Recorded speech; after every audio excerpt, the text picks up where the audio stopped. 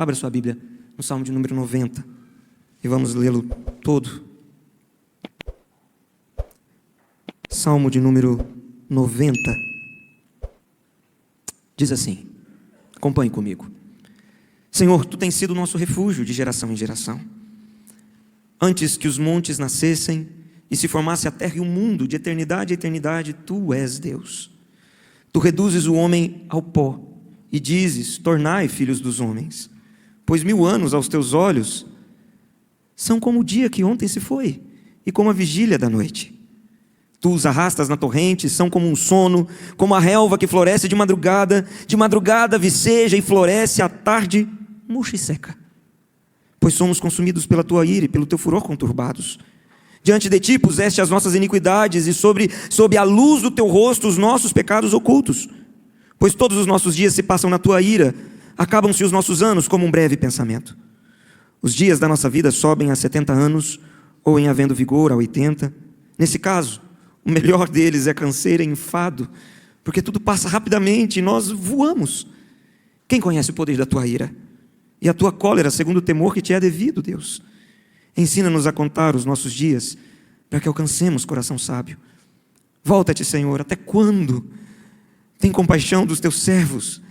Sacia-nos de manhã com a Tua benignidade, para que cantemos de júbilo e nos alegremos todos os nossos dias. Alegra-nos por tantos dias, quantos nos têm afligido, por tantos anos, quantos suportamos a adversidade e até o luto. Aos Teus servos apareçam as Tuas obras e a seus filhos a Tua glória. Seja sobre nós a graça do Senhor nosso Deus. Confirma sobre nós as obras das nossas mãos. Sim, confirma a obra das nossas mãos. Feche seus olhos, vamos orar mais uma vez.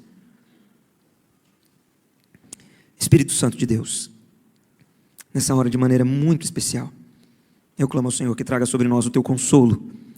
Clamo ao Senhor que traga sobre nós a Tua paz que excede o entendimento.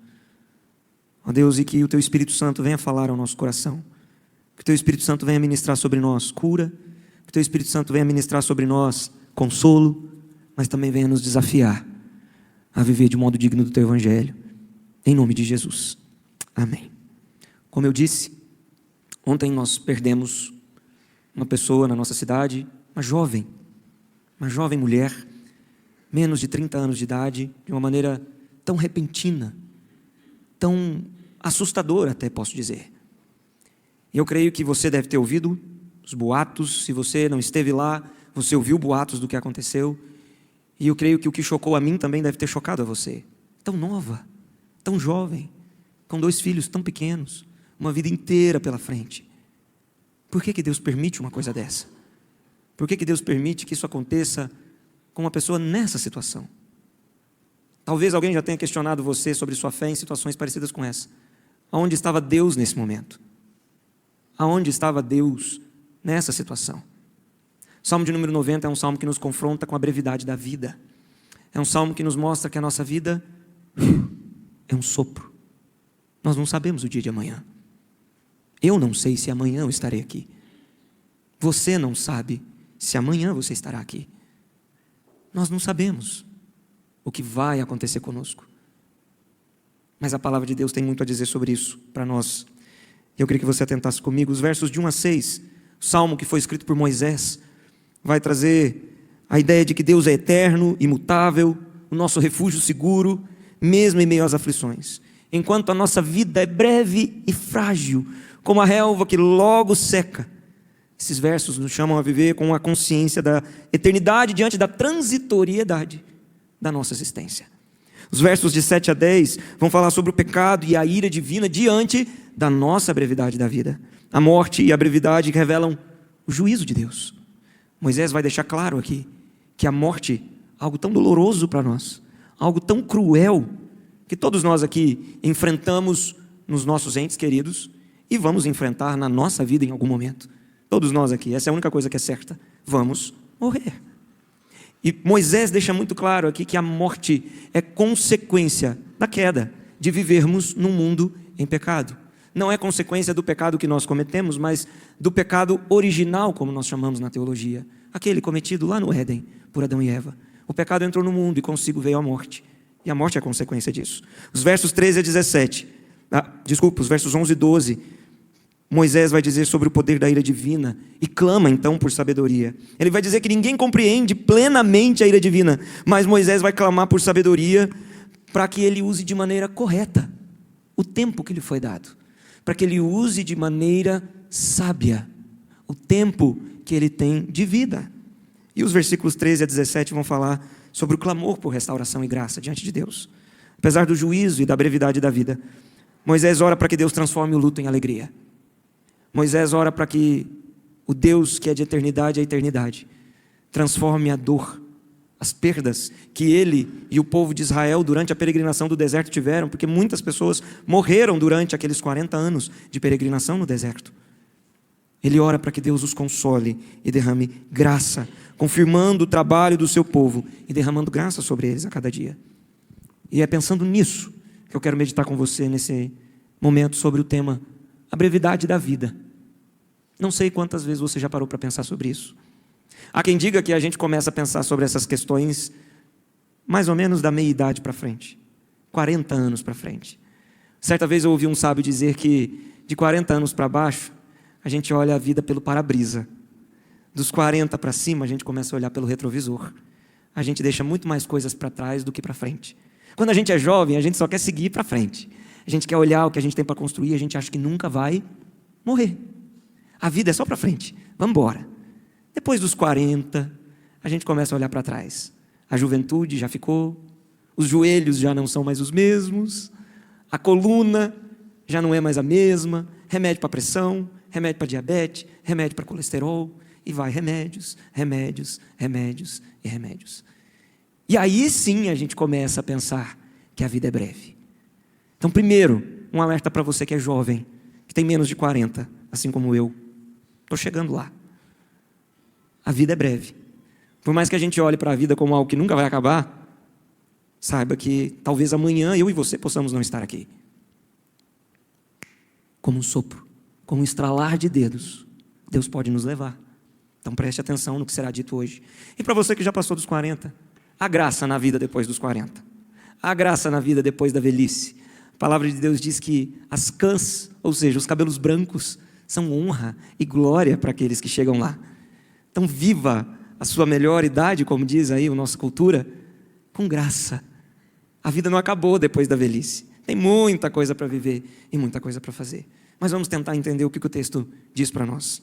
Primeira coisa, e eu queria me ater especificamente com você nos versículos 11 e 12. Deixe sua Bíblia aberta, olhe para o texto, tá bom? Versos 11 e 12. Primeira coisa, o texto vai nos revelar que a morte é uma consequência do pecado. A morte faz parte desse mundo que jaz no maligno. Não tem para onde correr, não tem para onde fugir, ela é inevitável. Diz o ditado que de todas as coisas que nós vivemos, uma é certa, que todos nós um dia vamos morrer. É a única coisa que nós temos certeza. Quando não sabemos, mas sabemos que vamos. Então Moisés começa aqui o verso 11 perguntando: quem conhece o poder da tua ira? E essa pergunta é um chamado a uma consciência espiritual. Ninguém pode medir plenamente a santidade de Deus, nem a gravidade do pecado humano. A morte não é um acidente do destino. A morte não é algo que pegou Deus de surpresa e nem pega Deus de surpresa. Deus não é pego de surpresa quando alguém enfrenta a morte. A morte é uma consequência do juízo de Deus, da justiça de Deus e da ira de Deus com relação ao pecado. E a única chance de nós escaparmos da morte eterna é por meio de Cristo Jesus. A morte física todos nós vamos enfrentar. E ela é só uma passagem daqui para um outro plano. Seja o céu, seja o inferno. Mas a morte é uma das principais consequências que o pecado trouxe no mundo. Se o pecado não tivesse entrado no mundo, nós não morreríamos. Já parou para pensar sobre isso? Isso é grandioso. E o Salmo 90 vai nos lembrar que cada batida do nosso coração é um lembrete para que nós estejamos caminhando rumo à eternidade. Cada dia vivido longe de Deus é um passo em direção ao vazio. E precisamos tomar cuidado com isso. Salomão, o homem mais sábio da história da humanidade. A Escritura diz que nunca houve homem tão sábio como ele, e jamais haveria na história homem tão sábio como ele. Mesmo o homem mais sábio da história conheceu prazeres, riquezas, poder, mulheres, e terminou confessando em Eclesiastes 2, verso 11: tudo é vaidade, é correr atrás do vento. Se nós não vivermos com os olhos voltados para Jesus, a nossa vida será correr atrás do vento. A palavra de Deus é muito clara. Romanos 6, 23 nos diz que o salário do pecado é a morte. Só que eu quero dizer para você nessa noite que para nós que temos Cristo Jesus, a morte física não é o fim. Há dor, há angústia, há sofrimento, as lágrimas escorrem, sim, inevitavelmente. Mas há consolo por sabermos que estaremos na presença do nosso Deus. A morte eterna não tem domínio sobre aqueles que estão em Cristo Jesus. A morte eterna não prevalecerá sobre aquele que está em Cristo Jesus. Nós vamos enfrentar a morte física porque vivemos num mundo que jaz no maligno, mas jamais aquele que está em Cristo Jesus enfrentará a morte eterna. Nem a morte, nem a vida poderá nos separar do amor de Deus que está em Cristo Jesus, o nosso Senhor. Nada, nem a morte é o fim para aquele que tem Jesus. Conhecer a ira divina, como Moisés vai dizer aqui, não é apenas temer o castigo, mas é reconhecer a santidade de Deus e uma necessidade urgente de reconciliação com Ele. E entendo que eu estou falando para você que talvez esteja com uma vida mais ou menos diante de Deus, ou você que está distante de Deus. O recado é muito sério para você. A morte é a única certeza que nós temos. E se você morrer sem Cristo Jesus, o seu destino é claro, é o inferno. Se você morre com Cristo Jesus, a esperança para você, a salvação para você. Mas não brinque com a ira de Deus, não brinque com a justiça de Deus, porque o salário do pecado é a morte eterna, mas o dom de Deus, o dom gratuito de Deus é a vida eterna em Cristo Jesus. E por isso hoje Deus está te chamando para se reconciliar com Ele e voltar a ter uma vida, uma comunhão, uma vivência diária com Ele. Eu não estou falando só de vir para a igreja, não estou falando só de vir à igreja. Eu estou falando de viver aos pés da cruz. Eu estou falando de viver em conformidade com o Evangelho. Eu estou falando de viver a dependência de Deus. Eu estou falando de obedecer à Escritura e tê-la como regra de fé e prática. Eu estou falando de viver uma vida de santidade, renúncia pelo pecado, abominação pelo pecado, distante das coisas desse mundo e perto daquilo que Deus tem para você. Porque amanhã pode ser tarde demais. Amanhã pode ser tarde demais. A pergunta presente nesse texto todo que nos confronta é a seguinte: será que nós estamos vivendo de fato debaixo da graça de Deus? Ou será que nós estamos desperdiçando os nossos dias até que a ira de Deus nos alcance? A morte é consequência do pecado, mas a morte não tem poder sobre aqueles que estão em Cristo Jesus. A morte e a condenação eterna não virão sobre aqueles que têm Cristo como seu Salvador. Pense nisso. Segunda coisa que o texto vem nos ensinar é sobre a preciosidade do tempo que nos foi dado. Nós temos algo valioso que nunca mais vai voltar. Chama-se tempo, chama-se vida. A vida é uma só. E depois de falar da ira divina, Moisés então faz uma oração profunda no verso 12. No comecinho ele diz: Senhor, ensina-nos a contar os nossos dias. E ele reconhece que nós não sabemos viver da maneira correta por nós mesmos. Podemos aprender ciência, nós podemos aprender filosofia, nós podemos aprender tudo que esse mundo tem para oferecer, mas só Deus pode nos ensinar a viver uma vida da maneira correta, uma vida produtiva, uma vida feliz, uma vida plena, uma vida satisfatória, uma vida completa, sem aquele vazio que muitas vezes toma conta do nosso coração. Quando Moisés ora: Senhor, ensina-nos a contar os nossos dias, ele não está pedindo a Deus apenas para que ele o faça perceber quantos anos ainda faltam para que ele morra.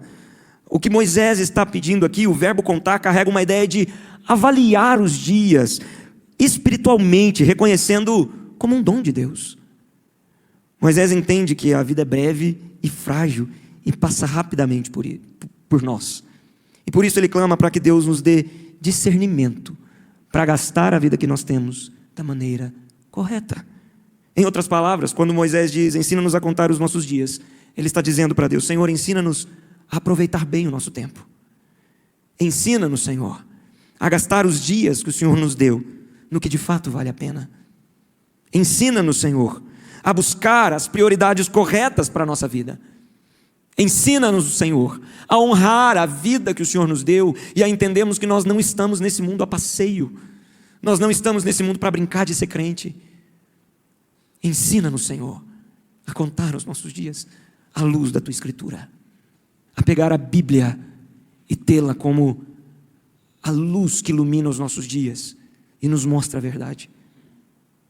Vou usar de novo o exemplo de Salomão, que em toda a sua sabedoria gastou anos construindo um império, acumulando riquezas, buscando prazer, e terminou dizendo para os jovens: olha, lembrem-se do teu Criador no dia da tua mocidade, para que depois você não se arrependa quando for velho. Não faça como eu, não desperdice o seu tempo naquilo que não vale a pena. É isso que Salomão está dizendo. Ore, jejue, busque a Deus, busque comunhão com o Senhor, medite na palavra de Deus dia e noite, gaste a sua vida naquilo que vale a pena, para que você não chegue ao final da sua vida como eu, tendo a conclusão de que tudo é canseira, enfado, e que a sua vida foi nada. Lembra-te do teu Criador enquanto é tempo. Isso não é só para o jovem, é para nós também, que já não somos tão jovens assim. Lembra-te do teu Criador hoje, agora, que a gente não sabe se a gente vai estar aqui amanhã. Nenhum de nós aqui podemos afirmar que estaremos aqui amanhã. A vida é um sopro, e desperdiçá-la com futilidades é jogar contra o vento a eternidade de Deus para nós. Moisés então nos ensina a orar para que Deus nos dê sabedoria para investir cada dia no propósito eterno. Quanto tempo você gasta no celular? Quanto tempo você gasta assistindo séries? Quanto tempo você gasta falando o que não edifica? Quanto tempo você gasta dormindo?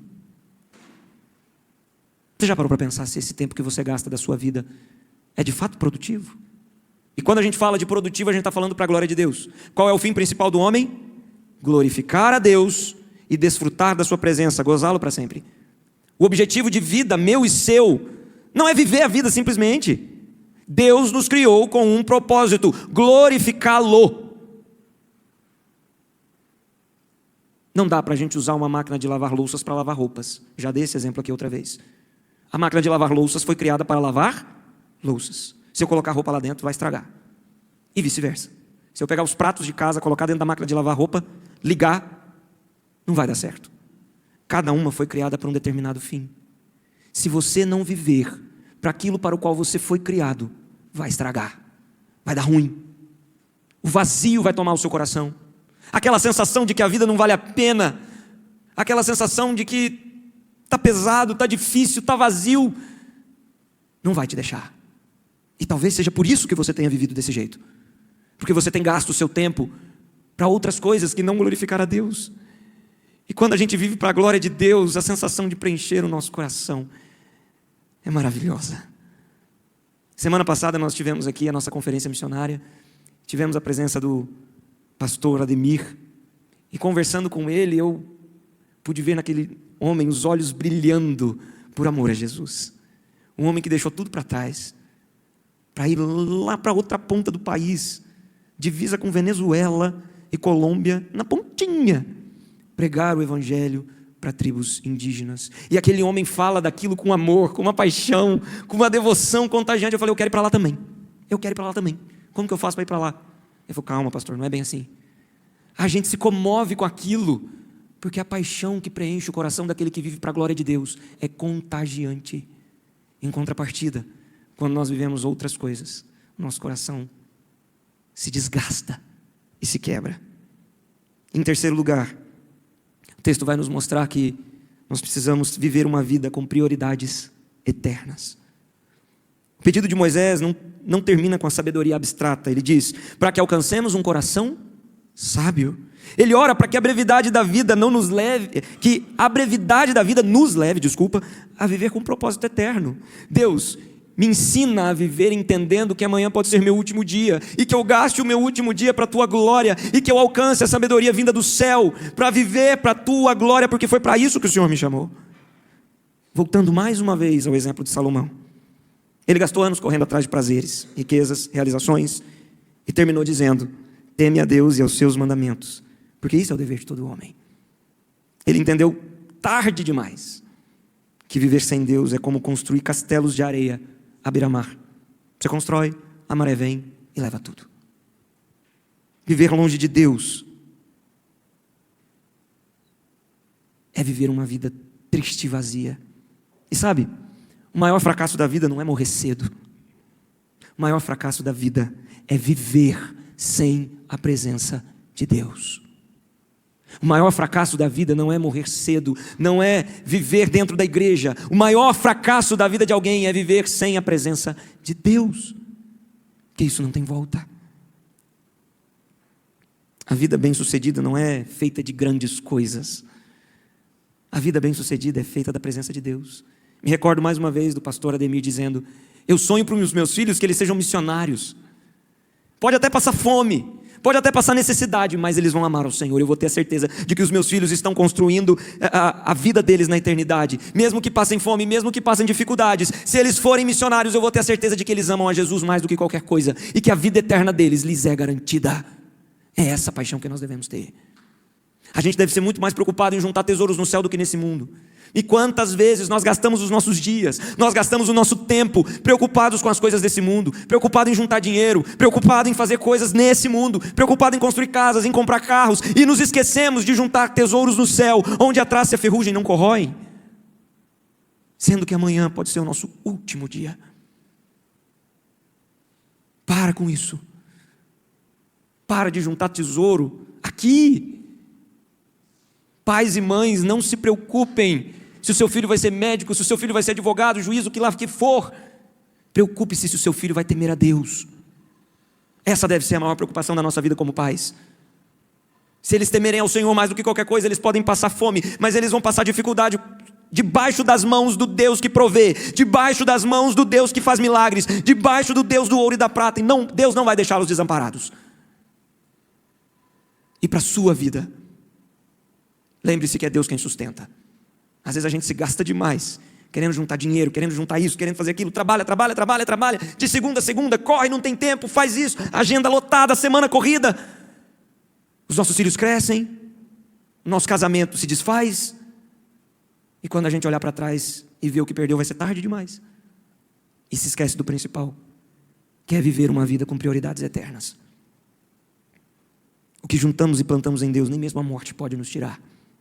O que juntamos e plantamos aqui nesse mundo se desfaz como a neblina. Nós não vamos levar nada daqui. Talvez você tenha um bom pensamento: eu quero deixar algo melhor para os meus filhos.